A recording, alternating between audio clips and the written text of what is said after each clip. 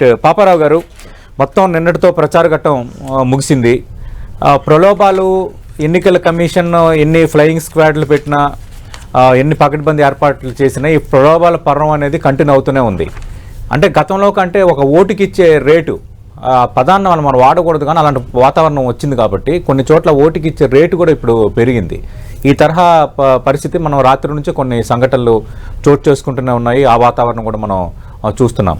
ఓవరాల్గా వీటిపై మీ స్పందన ఏంటి? అంటే ఒకప్పుడు గతంలో ఎన్నికల్లో 80ల దాకా సుమారుగా ఎన్నికల్లో జనాలే రాజకీయ నాయకులకు డబ్బులు ఇచ్చేవాళ్ళు, నోట్ల దండలు వేసేవాళ్ళు. పబ్లిక్ మీటింగుల్లో జనాలు నోట్ల దండలు రాజకీయ నాయకులకి వాళ్ళ ఎన్నికల ఖర్చు కోసం వాళ్ళ దగ్గర డబ్బు ఉంటుందో ఉండదో అనే దాని మీద అట్లా జనాలు రాజకీయ నాయకుల్ని వాళ్ళ అభిమానం కొద్దీ ఆదరించేవాళ్ళు. రాజకీయ నాయకులు కూడా అంతే చిత్తశుద్ధి, అంతే ఇదితో ఉండేది. అయితే ఏంటంటే సరే వాళ్ళ కాలం తిరిగి వస్తుందా అంటే రాకపోవచ్చు, ఇట్లాగే యథాతథంగా రాకపోవచ్చు. ఎందుకంటే అది ఫ్యూడల్ భూస్వామ్య యుగం అయినా దాని తాలూకు నైతిక విలువలు కొన్ని ఉన్నాయి ఆ రోజుల్లో. అవన్నీ పోయినాయి ఈరోజు.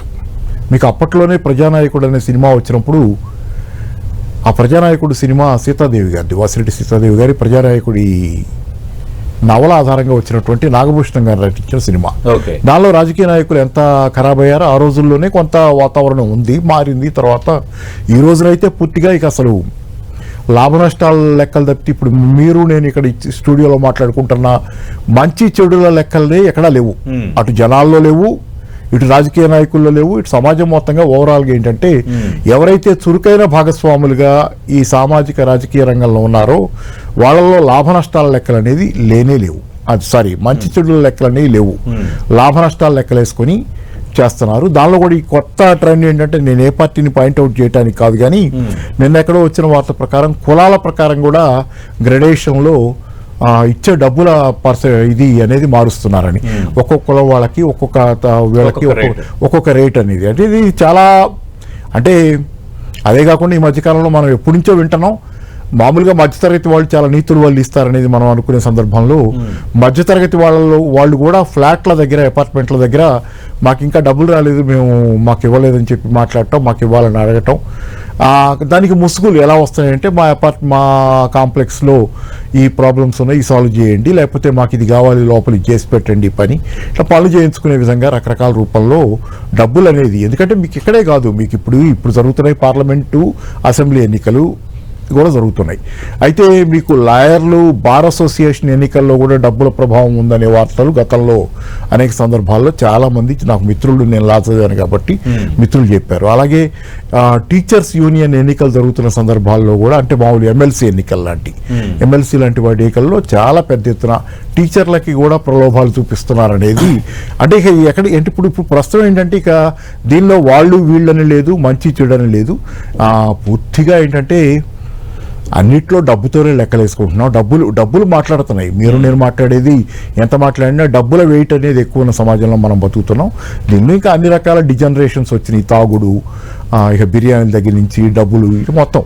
కాబట్టి ఏంటంటే దీనిలో మనం ఎన్ని నీతులు వల్లించినా పరిస్థితి ఏంటంటే ఎట్లయిందంటే, ఆమ్ ఆద్మీ పార్టీ లాంటి వాళ్ళు కూడా ఎవరైతే డబ్బులు ఇవ్వకూడదు, డబ్బుల పాత్ర ఉండకూడదు అంటారు రాజకీయాల్లో, వాళ్ళు కూడా ముళ్ళుతోనే తీయాలన్నట్టు మేము డబ్బులు ఇవ్వంగానే మీరు ఎవరైనా ఇస్తే తీసుకోండి, ఓటు మాత్రం మాకు వేయండి, తీసుకోవద్దని చెప్పే స్థితిలో ఎవరు లేరు ఇప్పుడు. రాజకీయ పార్టీ ఏది నువ్వు డబ్బులు తీసుకోవద్దని చెప్పే స్థితిలో లేదు. ఎదుటోడిస్తే తీసుకో, నేను ఇవ్వకపోయినా నాకు నా మీద అభిమానం ఉంటే ఓటేయి, తీసుకో, ఇతరులు ఇచ్చే డబ్బులు తీసుకొని. కాబట్టి ఏంటంటే ఓవరాల్ నీతులు వల్లించే కాలం కూడా అయిపోయింది. నీతులు ప్రాక్టీస్ చేసేది కాదు, నీతులు అసలు ప్రాక్టీస్లో లేవు, నీతులు వల్లించడానికి కూడా కాలం చెల్లిపోయింది జనం దగ్గర అనేది పూర్తిగా కనపడుతున్నటువంటి వాస్తవం ఈరోజు. రైట్.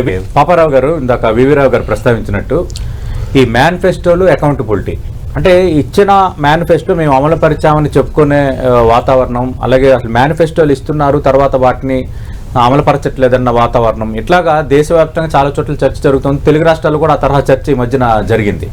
అంటే మేనిఫెస్టో, అకౌంటబిలిటీ అనేది ప్రజల్లో బలంగా ప్రభావం చూపుతుందా? ప్రజలు ఒక ఓటు వేసేటప్పుడు ఆ విషయంలో తీసుకోవాల్సిన క్రైటీరియా ఏంటి? అంటే మేనిఫెస్టో అనేది ఎన్నికల్లో ప్రజల్ని మెజారిటీ జనాన్ని ఆకట్టుకొని గెలవటం కోసం ఇచ్చే ఒక డాక్యుమెంట్ లాంటిది. జనానికి మేము ఇది చేస్తామని చేసే వాగ్దానం. ఆ వాగ్దానాన్ని నిలబెట్టుకోకపోవటం అనేది ఆ పార్టీ తాలూకు లేకపోతే ఆ నాయకుడి తాలూకు స్వభావానికి అల్టిమేట్ టెస్ట్, అది లిట్మస్ టెస్ట్. కాబట్టి ఏంటంటే ఒక పార్టీని అసెస్ చేయటంలో, ఒక నాయకుడిని అసెస్ చేయటంలో మేనిఫెస్టోని పరిగణనలోకి తీసుకొని ప్రజలు ఓటేయాలనే రెండోసారో మూడోసారో చేసేటప్పుడు ఓటేయాలనేది లెక్క. అయితే ఇక్కడ మీకు కనపడేది ఏంటంటే గత చరిత్ర మొత్తం చూసుకుంటే మేనిఫెస్టోలు అనేది ఏంటంటే ఎన్నికల సందర్భంలో నిర్వహించే ఒక తంతు, చెప్పడానికి మాత్రం అవి ఉంటాయి తప్పితే చేయటం దగ్గరికి వచ్చేసరికి ఒక భిన్నమైనటువంటి వ్యవహార శైలి అనేది ఓవరాల్గా కనపడుతుంది. దీని ఫోకస్ మార్చాలి. మేనిఫెస్టోలు కూడా ఏంటంటే అంటే ఎన్నికల సరళిలోనే ఆ లోపం ఉంది. అభ్యర్థి మాటలు, అభ్యర్థి పంచే డబ్బు, లేకపోతే ఒక పార్టీ దాని పట్ల కులాల చీలిక, కులాల ప్రాతిపదిక చీలిపోయిన తర్వాత జనాలు మీకు మేనిఫెస్టోలతో ఏ సంబంధం ఉంది? ఒక కులానికి, ఒక కుల నాయకుడికి నేను ఓటేయాలనుకున్నప్పుడు నా కులం అదని, ఇక నాకు ఆ మేనిఫెస్టో చూసినా చూడకపోయినా నేను అలాగే చేస్తాను. జనాలు వాటికి కూడా ఇంపాక్ట్ అవుతున్నారు కదా, ఇచ్చే హామీలు వాటితో కూడా కొంత ఓటింగ్ షిఫ్ట్ అనేది అక్కడ కనిపిస్తుంది కదా మనకి. అంటే ఉంటుంది కొద్ది పర్సెంటేజ్ ఖచ్చితంగా, కొంత పర్సెంటేజ్ ఖచ్చితంగా మేనిఫెస్టోలు బట్టి ఉంటుంది. మేనిఫెస్టోలు పెద్ద స్కై హై, అంటే నేను ఇప్పుడు ఇవాళ మాట్లాడకూడదు కాబట్టి మాట్లాడండి కానీ చాలా పెద్ద వాగ్దానాలు చేసి మొత్తం బాచప్ అయిపోయిన సందర్భాలు చూస్తూనే ఉన్నాం. మొత్తం ప్రాక్టీస్లోకి వచ్చినప్పుడు ఏమీ లేనిది. కాబట్టి జనాల్లో కూడా ఓవరాల్ ఒకటి ఏంటంటే జనాల్లో మార్పు రావాల్సింది. మనం చెప్తే అంత తేలిగ్గా రాదు కానీ ఒక ఆయన అంటాడు, ఒక రాజకీయ నాయకుడిని అడిగారు ఒకప్పుడు, ఏమనంటే జనాలు మీకేం కావాలంటే, ఆయన చెప్పాడు, ఒక రాజకీయ నాయకుడు చెప్పింది ఏంటంటే మీకేం కావాలని జనాల్ని మీరు అడిగితే కనుక వాళ్ళు మాకు ఆకాశం కావాలంటారని చెప్పాడు. అంటే జనాలు కూడా అంత గ్రీడ్ ఉంటుంది, దురాశ ఎప్పుడు కళ్ళు కప్పేస్తుంది. అది సాధ్యమా అసాధ్యమా అనేది మనల్ని చూడనివ్వకుండా చేసేది దురాశ.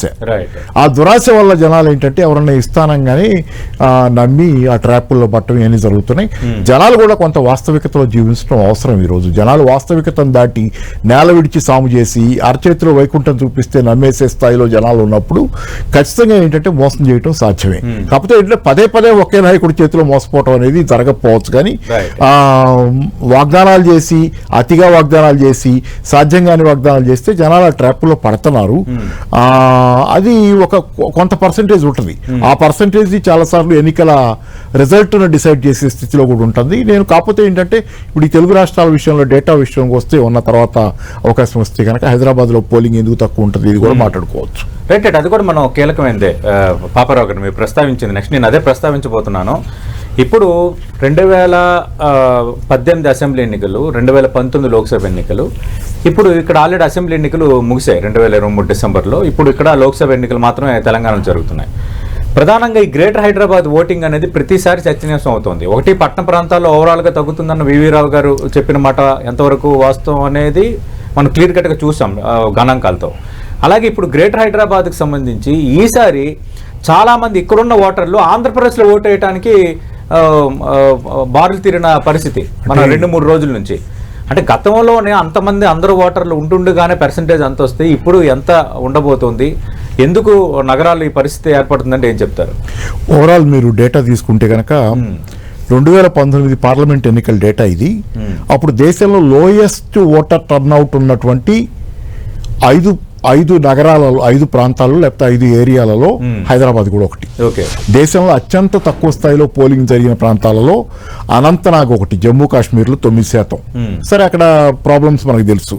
అలాగే రెండోది శ్రీనగర్ 14.4%. సరే, అది కూడా దానిలో పార్టీ జేఎడ్కే జమ్మూ కాశ్మీర్. బారాముల్లా మూడోది 34.6%. అక్కడ ప్రాబ్లం కూడా, అది కూడా జమ్మూ కాశ్మీర్ ప్రాబ్లమ్స్ తెలిసినాయే. నాలుగోది ఏంటంటే హైదరాబాద్. అంటే తీవ్రవాద ప్రభావిత ప్రాంతాలలో ఉన్నటువంటి లో ఓటింగ్ రేట్లో ఉన్న తీరులో ఆ 3 మొదటి ఉంటే, నాలుగవది హైదరాబాద్లో 44.8%, 4th లోయెస్ట్. అంటే ఇక్కడ చాలా ప్రత్యేకమైన పరిస్థితులు హైదరాబాద్ రాష్ట్రంలో ఉన్నాయి. ఒకటి, హైదరాబాద్ రాష్ట్రానికి సంబంధించినంత వరకు ఐటీ రంగం weekend, 2 days weekend, long weekend అవుద్ది. మీకు కనుక ఇటు గురువారం ఎలక్షన్ వచ్చినా, శుక్రవారం ఎలక్షన్ వచ్చినా, అవును. అటు సోమవారం ఎలక్షన్ వచ్చినా లాంగ్ వీకెండ్. ఇప్పుడు ఈసారి అదే పరిస్థితి వచ్చింది. ఇప్పుడు శనివారం ఆదివారం వీకెండ్, సోమవారం ఏమో పోలింగ్. ఎందుకంటే మిగతా అన్ని రంగాల్లో 5 డే వీక్ లేదు. చాలా చోట్ల 6 days పనిచేస్తారు. హైదరాబాద్ లో ఐటీ రంగం లాంగ్ వీకెండ్ ఉంటాం ఒక కారణం. రెండోది, హైదరాబాద్ లో ఉన్న వాళ్ళలో చాలా మంది ఆంధ్ర వాళ్ళు ఉన్నారు. ఇక్కడ సరే ఆ ఉద్యమం జరిగిన సమయంలో కూడా సెటిలర్స్ సరే మాట రావటం, వీళ్ళ లాయల్టీస్ అక్కడ ఉన్నాయి అనేది, ఇలాంటి మాటలన్నీ ఉన్నాయి. సరే ఇవన్నీ లాయల్టీస్ పక్కన పెడితే వీళ్ళలో చాలా మందికి అక్కడ ఓటు ఉంది, పక్క రాష్ట్రంలో ఓటు ఉంది. ఏమవుతుంది మీకు, ఆ పక్క రాష్ట్రంలో కూడా పుల్ ఎందుకు ఎక్కువ ఉందంటే, పక్క రాష్ట్రంలో పుల్ అందరూ కులాల ప్రకారం ఓటేస్తున్నారని నేను చెప్పను, కానీ కులాల చీలిక బలంగా వచ్చేసిన తర్వాత ఏపీ రాష్ట్రంలో, ముఖ్యంగా తెలంగాణలో కంటే కూడా ఏపీలో కులాల చీలిక బలంగా వచ్చిన తర్వాత దాని ఎఫెక్ట్ ఇక్కడ ఉన్నటువంటి ఆంధ్ర వాళ్ళ మీద కూడా, తెలంగాణలో ఉన్న ఆంధ్ర వాళ్ళ మీద కూడా ఒక రకమైన చీలికగా, ఒక రకమైనటువంటి ఎలాగైనా అక్కడ తేల్చుకోవాలి మనం అనేది ఎన్ఆర్ఐల దగ్గర నుంచే వస్తున్నారండి. ఎన్ఆర్ఐలే వచ్చి ఆంధ్రప్రదేశ్ లో కొంత కులాల వారీగా పనిచేయటం మొదలుపెట్టిన తర్వాత అక్కడ తెలంగాణలో ఉన్న వాళ్ళు వెళ్ళి అక్కడ ఆంధ్ర వాళ్ళు అక్కడ కులాల ప్రాతిపదిక మీద ఓటేయడానికి వెళ్ళటం అసలు ఇప్పుడు ఏంటంటే ఇది అమీతుమీ పోరాటం. ముఖ్యంగా ఆంధ్రప్రదేశ్ లో ఈ రోజు ఏంటంటే ఇది అమీతుమీ పోరాటంగా, కులాల పోరాటంగా కూడా మారిన తర్వాత ఇక్కడ వాళ్ళకి అది ప్రెస్టేజ్ గా మారి చాలా తీవ్రంగా తీసుకోవటం. నేను డేటా కూడా ఉంది నా దగ్గర, ఎన్ని బస్సులు పెట్టారో. ఇప్పటికే 22 లక్షల మంది వెళ్ళారండి సార్. నిన్నటికే ఒక పత్రిక రాసిన దాని ప్రకారం 22 లక్షల మంది ఏపీకి వెళ్ళారండి హైదరాబాద్ నుంచి. ఆ 30 లక్షల మంది ఓవరాల్ గా తెలంగాణలో ఓట్లు, ఆంధ్రాలో ఓట్లు ఉన్న వాళ్ళు, తెలంగాణలో ఉన్న వాళ్ళు 30 లక్షల మంది ఉన్నారని, ఎన్ని వేలాది బస్సులు వెళ్తున్నాయి. తెలంగాణ ప్రభుత్వం 2500 ప్రత్యేక బస్సులు ఏర్పాటు చేసి చాలా మంది మనం చూస్తున్న ఒక నెల రోజుల నుంచి ఆంధ్ర రాజకీయ నాయకులు ఇక్కడికి వచ్చి వీళ్ళందరినీ మీటింగ్లు పెట్టి వీళ్ళని మాకు ఓటేయమని కన్విన్స్ చేసి వీళ్ళ కోసం బస్సులు, నాకు తెలుసా పిఠాపురానికే నిన్నటి వచ్చిన వార్త ప్రకారం ఒక పత్రికలో పిఠాపురం ఆయన పవన్ కళ్యాణ్ ఎవరి కోసం వెళ్లారో తెలియదు కానీ సుమారుగా 40 బస్సుల దాకా 2000 మంది పైన తీసుకుని అక్కడికి వెళ్లేది ఏర్పాటు చాలా జరుగుతుందంట. ఓవరాల్ ఏంటంటే ఒకటి మాత్రం నిజం సార్, ఈ రోజు ఏంటంటే నాయకులు కూడా వేరే వేరే ప్రాంతాలకు వెళ్ళి ఎక్కడెవరున్నారు తెలుసుకుని వాళ్ళందరినీ కార్లు, బస్సుల్లో రావన్న వాళ్ళు కార్లు పెడుతున్నారు, బస్సులు పెట్టారు, బస్సులో రావడం చాలా పెద్ద ఎత్తున. 10 మంది అయితే ఒక కారు మాట్లాడుకుంటే మేము పే చేస్తామని. అవును, ఇది ఒక రకమైన ఎలక్షనీరింగ్ మొత్తం ఏంటంటే ఈ రోజు వెరీ ఆర్గనైజ్డ్, అంటే ఒక రకమైనటువంటి రాజకీయ నాయకుల యాక్టివిటీ, జనాలు కానీ ఒక రకమైన మాఫియా యాక్టివిటీ లాగా తయారైనటువంటి పరిస్థితి మాత్రం ఉంది దీనిలో కొంత. రైట్, చర్చను ముగించే ముందు అంటే ఓటర్లకు ఏమైనా పిలుపునిస్తారు? ఇప్పటికి కూడా మీరు అన్నట్టుగా ఈ లాంగ్ వీకెండ్స్ రావటము, కొన్ని సెక్షన్స్ ఓటు వేయాలని సోషల్ మీడియాలో మెసేజ్లు పెట్టడం వరకు బాగానే ఉంటుంది, కానీ రేపు పొద్దున ఓటు వేస్తాడా వేయడా అంటే వేయని పరిస్థితే ఉంది. లేదంటే మీరు అన్నట్టుగా గత ఎన్నికల సరళి తీసుకున్నప్పుడు తీవ్రవాద ప్రాబల్యం ఎక్కువగా ఉన్న జమ్మూ కాశ్మీర్లో 3 ప్రాంతాల తర్వాత హైదరాబాద్లో అత్యల్ప ఓటింగ్ నమోదు అవటం అనేది ఇట్స్ వెరీ ప్రిటీ. అంటే ఒకటే సార్ పిలుపు అంటే ఏంటంటే ముఖ్యంగా చదువుకున్న వాళ్ళు ఎవరైతే వాళ్లే ఎక్కువ ఓట్లు, ఇట్లా నగర ప్రాంతాల్లో చదువుకున్న వాళ్ళు, విద్యార్థికులు, బాగా ఉన్నవాళ్ళు, కంఫర్టబుల్ గా ఉన్న వాళ్ళే ఓట్లు వేయటలా. వీళ్ళందరికీ చెప్పగలిగింది ఒకటే, మామూలుగా వీళ్ళు ప్రతిసారి వచ్చి సెలబ్రిటీస్ కూడా చాలా మంది వీళ్ళలో ఉంటారు, వీళ్ళలో చాలా మంది వచ్చి పబ్లిక్ కి రీతులు చెప్పేయటం, అంటే చెప్పడానికి ఒకటి చేయటానికి ఒకటి లాగా ఉండేది పై వర్గాల్లో ఎక్కువ ఉండటం అనేది చాలా, అంటే ఎడ్యుకేటెడ్ వర్గాల్లో కానీ చెప్పే, అది దురదృష్టకరమైన పరిణామం. దీనికి ఏదో ఒక రోజు, అంటే ఎంతసేపు మీరు ఓటేయాలంటే మీకు సొంత వెహికల్ ఉంటుంది, అరగంట గంటలో మీరు ఓటేసి వచ్చేయచ్చు. ఈ అరగంట గంట స్పేర్ చేయకుండా మీరు ఉన్నప్పుడు ఈ దేశంలో మీరుంది కేవలం పారాసైట్లుగా మాత్రమే ఉన్నారనేది మాత్రం గమనించాలి. కేవలం ఈ దేశం మీద, ఈ దేశంలో బాధ్యతలు ఏవి నిర్వహించకుండా ఈ దేశంలో మీ సొంత ప్రయోజనాలు నెరవేర్చుకోవడానికి, అంటే పారాసైటిజం, అది జస్ట్ దే ఆర్ పారాసైట్స్. కాబట్టి ఏంటంటే బాధ్యతగా మీరు ఈ దేశానికి ఒక సింబయాటిక్ రిలేషన్షిప్, ప్రజల పట్ల మీ బాధ్యతను మీరు నిర్వహిస్తా, ఈ దేశం పట్ల బాధ్యత చాలా చిన్న బాధ్యత, అది చాలా చిన్నది, ఇతరత్ర చాలా ఉంటాయి, కానీ ఈ బాధ్యత కూడా నిర్వహించలేని వాళ్ళు మీరు ఖచ్చితంగా ఏంటంటే దేశం పట్ల ఒక వికాస్ రాజ్ నేను అన్నారు కదా, ఆయన నిర్బంధ ఓటింగ్ పెట్టాల్సి వస్తేనే విసిగిపోయే అన్నాడు ఆయన మాట. వికాస్ రాజ్ ఆయన అన్నాడు నిర్బంధ ఓటింగ్ అంటే మరి విసిగిపోయి అన్నాడు ఆయన కూడా. వీళ్ళు విసిగిపోతున్నారు, విసిగిపోవడానికి కూడా పేద ప్రజానికం ఈ రోజు క్యూలలో నుంచి చాలా కష్టపడి ఓట్లు వేస్తున్నారు ఎంతూజియాస్టిక్ గా. మరి పెద్దవాళ్ళకి ఏమైందనేది కూడా ఆలోచించాలి. రైట్.